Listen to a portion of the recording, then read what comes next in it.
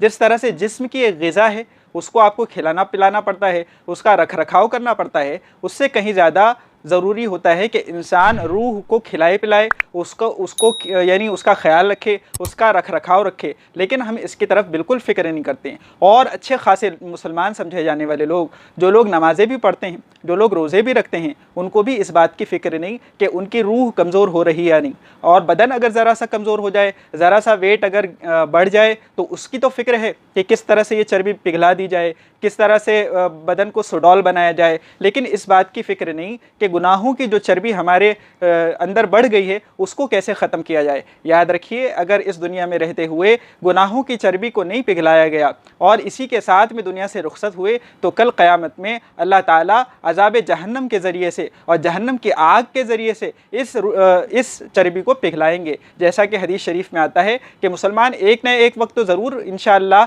जन्नत में जाएगा, लेकिन उससे पहले उसके ऊपर जो गुनाहों की चर्बी है उससे पाक साफ़ करने के लिए उसको जहन्नम में डाला जाएगा। ध्यान रखना चाहिए कि हम इस लायक नहीं हैं कि अपने आप को इसके लिए पेश करें कि ठीक है, आप हमें जहन्नम में डालकर पाक साफ़ कर लीजिए और फिर जन्नत में डाल दीजिए। जहन्नम ऐसी जगह नहीं कि जिसके लिए कोई इंसान तैयार हो सके। जहन्नम तो ऐसी चीज़ है कि दुनिया की आग को कहा गया कि ये 70 मरतबा धुली हुई है, तब ये इतनी गर्म है कि अगर आप इस आग पर तपे हुए तवे पर हाथ लगा ले तो आपके छाला पड़ जाता है, आपके बस में नहीं होता, आप कर नहीं सकते ये काम अपनी रज़ा और रग़बत से। तो आप सोचिए कि किस तरह से आप जहन्नम की आग को बर्दाश्त करेंगे। तो इसलिए हमें चाहिए कि हम अपनी रूह को पाक साफ़ रखें और हम अपने जिस्म को जिस तरह से पाक साफ़ रखते हैं इस तरह रूह का भी ख्याल रखें। जिस तरह हम अपने जिस्म को खिलाते पिलाते हैं, टाइम टू टाइम हमारे यहाँ